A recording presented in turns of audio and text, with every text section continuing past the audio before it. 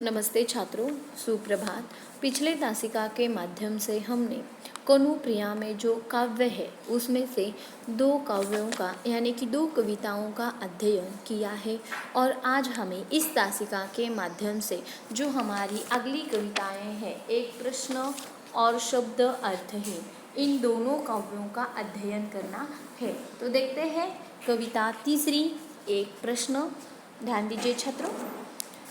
अच्छा मेरे महान कनु, मान लो कि क्षण भर को मैं यह स्वीकार कर लूँ कि मेरे ये सारे तन्मयता के गहरे क्षण सिर्फ भावावेश थे, सुकोमल कल्पनाएं थी, रंगे हुए अर्थहीन आकर्षक शब्द थे।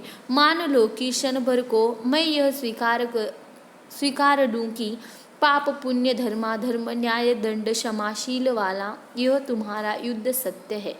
देखो, इसका तात्पर्य इस तरह से है, राधा जो है वह अपने कनु को, कहना को, कृष्णा को संबोधित करते हुए कहती है कि मेरे महान कनु है, मेरे महान कृष्ण, मैंने मान लिया क्षण भर के लिए कि मैं इस बात को स्वीकार कर लूँ कि मेरे वे तन्मयता वाले गहरे क्षण केवल भाववेश थे, केवल कल्पनाएं थी, केवल बनावटी निरर्थक और आकर्षक शब्द थे। लेकिन मान लो एक क्षण के लिए मैं यह स्वीकार भी कर लूँ, तुम्हारा महाभारत का यह युद्ध पाप पुण्य और धर्म अधर्म न्याय दंड तथा क्षमाशील वाला है।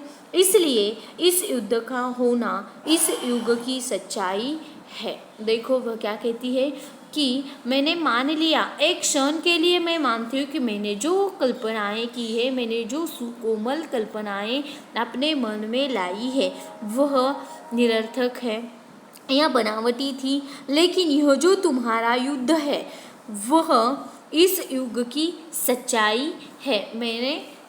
मैं मानती हूँ कि युद्ध यह धर्माधर्म धर्म अधर्म न्याय दंड क्षमाशील यह जो युद्ध में है वह इस युग की सच्चाई है। यह मैंने स्वीकार किया है या यह युग की सच्चाई है। आगे देखते हैं। तो भी मैं क्या करूँ करूँ, मैं तो वही हूँ तुम्हारी बावरी मित्र, जिसे सदा उतना ही ज्ञान मिला जितना तुमने उसे दिया, जितना तुमने मुझे दिया है अभी तक, उसे पूरा समेटकर भी आसपास जाने कितना है तुम्हारे इतिहास का, जिसका कुछ अर्थ मुझे समझ नहीं आता है।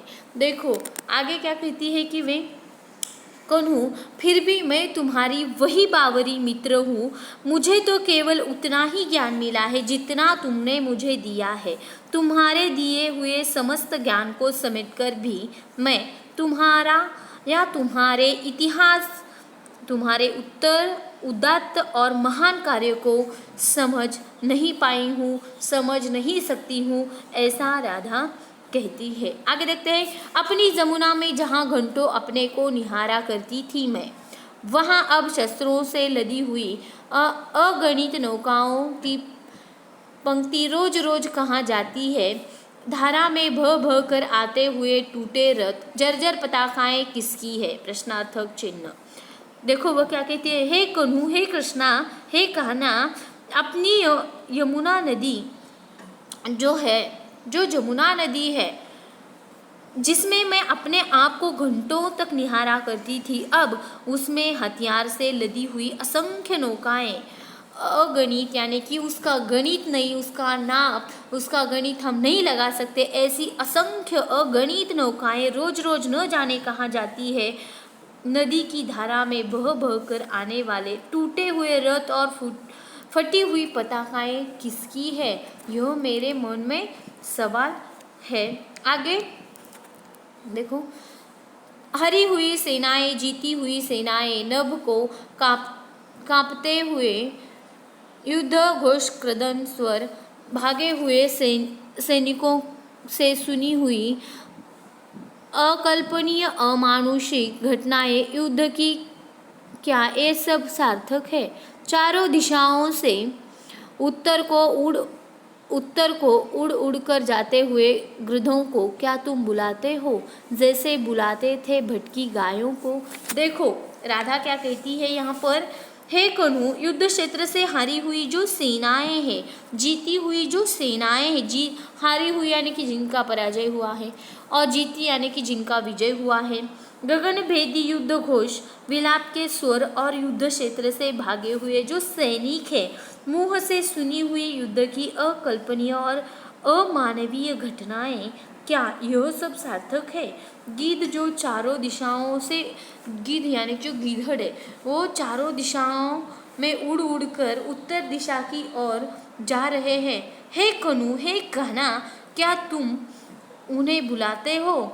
जैसे तुम भटकी गायों को अपने बांसुरी की माध्यम से या अपनी जो बंसी है उस बंसी पर जिस तरह से पुकारते हो, उसी तरह से इन गीधों को तुम बुला सकते हो या बुलाते हो क्या, या बुलाते थे? ऐसा वो कहती है। आगे, जितनी समझ तुझमें अब तुमसे अब तक पाई है कनु, उतनी बटोर कर भी कितना कुछ है जिसका कोई भी अर्थ मुझे समझ नहीं आता है। आगे, अर्जुन की तरह कभी मुझे भी समझा दो, सार्थकता है क्या बंधु?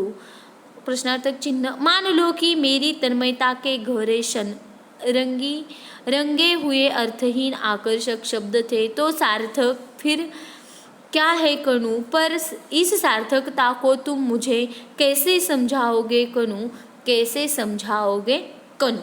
तो देखो, राधा अपने कृष्ण से क्या कहती है, हे कनु, मैंने मान लिया कि अब तक तुमसे जितनी समझ पाई है उस समझ को बटोर कर भी मैं यह जान पाई हूँ कि और भी बहुत कुछ है तुम्हारे पास जिसका कोई भी अर्थ मेरे समझ में नहीं आया है, नहीं आता है, तुम मुझे समझा दो। हे कन्हू, जिस तरह तुमने युद्ध क्षेत्र में अर्जुन को युद्ध का प्रयोजन और उसकी सार्थकता समझाई थी, वैसे मुझे भी समझा दो कि सार्थकता क्या है। राधा कहती है कि मान लो कि मेरी तन्मयता के गहरे क्षण एक रंगे हुए अर्थहीन परंतु आकर्षक शब्द थे, तो तुम्हारी दृष्टि से सार्थक क्या है? इस सार्थकता को तुम मुझे कैसे समझाओगे कनु? और इस सार्थकता को तुम मुझे क्या करोगे? समझाओ। तुम अगर समझाओगे तो मुझे समझने में, या तुम जब समझाने लगते हो तो मुझे समझने में बहुत, या समझ लेने में वह बात तुम जिस तरह से समझाते हो मैं अच्छे से समझ जाती हूँ और मुझे बहुत अच्छा भी लगता है, तो तुम मुझे इसकी सार्थकता समझा दो कनु, ऐसा राधा कहती है। आगे की जो कविता है शब्द अर्थहीन, देखते हैं। ये हमारी आखिरी कविता है, तो देखो, शब्द शब्द शब्द मेरे लिए सब अर्थहीन है, यदि वे मेरे पास बैठकर तुम्हारे कांपते अधरों से नहीं निकलते। शब्द शब्द शब्द, कर्म स्वधर्म निर्णय दायित्व, मैंने भी गली गली सुने हैं ये शब्द। अर्जुन ने इसमें चाहे कुछ भी पाया हो, मैं इन्हें सुनकर कुछ भी नहीं पाती प्रिय। सिर्फ राह में ठिठ कर तुम्हारे उन अधरों की कल्पना करती हूँ जिनसे तुमने ये शब्द पहली बार कहे होंगे। देखो, राधा क्या कहती है कि राधा कहती है मेरे लिए इन शब्दों की कोई कीमत नहीं है, अर्थहीन है, इसका कोई अर्थ नहीं है, इसकी कोई कीमत नहीं है मेरे लिए। हे कन्हू, जो शब्द मेरे पास बैठकर तुम्हारे कांपते हुए ओठों से नहीं निकलते, वे सभी शब्द मेरे लिए अर्थहीन है। देखो, वह कहती है कि कर्म, स्वधर्म, निर्णय, दायित्व जैसे शब्द मैंने भी गली गली से सुने हैं। अर्जुन ने इस शब्दों में भले ही कुछ पाया हो, अर्जुन ने इन शब्दों में भले ही कुछ पाया हो कृष्णा, लेकिन इन शब्दों को सुनकर मैं कुछ भी नहीं पाई। मैं रास्ते में ठहर कर तुम्हारे उन होठों की कल्पना करती हूँ जिन होठों से तुमने प्रणय के शब्द पहली बार कहे होंगे या कहे थे। आगे आगे क्या कहती है देखो, मैं कल्पना करती हूँ कि अर्जुन की जगह मैं हूँ, मेरे मेरे मन में मोह उत्पन्न हो गया है और मैं नहीं जानती कि युद्ध कौन सा है और मैं किसके पक्ष में हूँ। देखो राधा क्या कहती है कि अर्जुन की जगह मैं हूँ, ऐसा मैं मानती हूँ और मेरे मन में जो मोह उत्पन्न हो गया है, मुझे कुछ पता नहीं है युद्ध कौन सा है और मैं किसके पक्ष में हूँ, मुझे कुछ पता नहीं है कि समस्या क्या है और लड़ाई किस बात की है, लेकिन मेरे मन में मोह उत्पन्न हो गया है क्योंकि तुम्हारा समझाना मुझे बहुत अच्छा लगता है और जब तुम मुझे समझा रहे हो तो सेनाएं स्तब्ध खड़ी रह गई और इतिहास की गति रुक गई है और तुम मुझे समझा रहे हो, ऐसा राधा कहती है। आगे देखते हैं। और समस्या क्या है और लड़ाई किस बात की है, लेकिन मेरे मन में यह उत्पन्न हो गया है कि तुम जब मुझे समझाते हो या तुम मुझे जब समझ देते हो तो मुझे यह बहुत अच्छा लगता है और इतिहास भी इसके लिए रुक जाता है और सेनाएं शब्द खड़ी हो जाती है, इतिहास रुकता है और तुम मुझे समझा रहे होते हो या तुम मुझे समझ दे रहे होते हो। तो आगे, कर्म स्वधर्म निर्णय दायित्व शब्द मेरे लिए नितांत अर्थहीन है। मैंने इन सबके परे अपलक तुम्हें देख रही हूँ, हर शब्द को अंजूरी बनाकर बूंद बूंद तुम्हें पी रही हूँ और तुम्हारा तेज मेरे जिस्म के एक एक मूर्छत संवेदन को धक्का रहा है और तुम्हारे जादू भरे होठों से रजनीगंधा के फूलों की तरह टप टप शब्द झर रहे हैं, एक के बाद एक ऐसा कर्म स्वधर्म निर्णय दायित्व मुझ तक आते आते सब बदल गए हैं।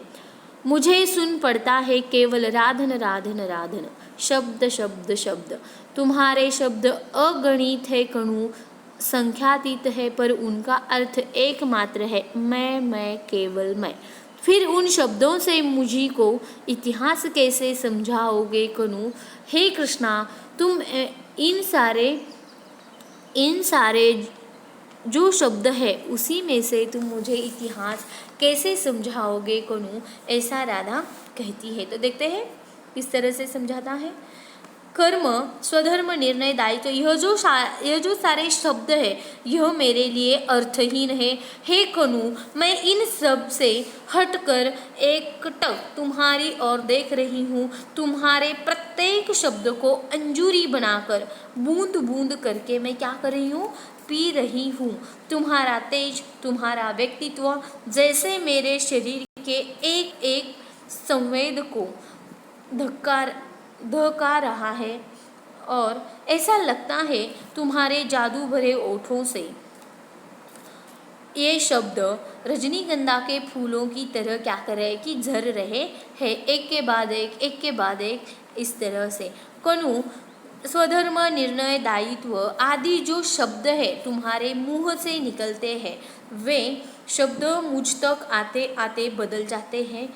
मुझे ये शब्द सिर्फ राधन राधन के रूप में सुनाई देते हैं और तुम्हारे द्वारा कहे जाने वाले शब्द असंख्य अगणित, उनकी गणना नहीं की जा सकती, पर संख्यातीत यानी कि उन्हें नापा नहीं जा सकता। अगणित है, उसका नाप नहीं लिया जा सकता, उसका गणित लगाना मेरे बस की बात नहीं है। मेरे लिए उन शब्दों का अर्थ सिर्फ केवल एक ही है, मैं, केवल मैं। फिर बताओ कनु, इन शब्दों से तुम मुझे इतिहास कैसे समझाओगे? देखो मेरे लिए यह शब्द कैसे है कि सिर्फ मैं, यह जो शब्द है इनका इतिहास तुम कैसे समझाओगे कनु? ऐसा अपने कृष्णा से, अपने कहना से वह क्या करती है कि पूछती है। तो इसी तरह से हमने क्या किया है कि यह जो कनुप्रिया काव्य की जो आखिरी 2 कविताएं थी, इस पाठ के माध्यम से हमने पूरी कर दी है। यहाँ पर हमारा विशेष अध्ययन हेतु कनुप्रिया यह पाठ और इस पाठ में जो 4 काव्य थे वह यहाँ पर समाप्त होते हैं। धन्यवाद।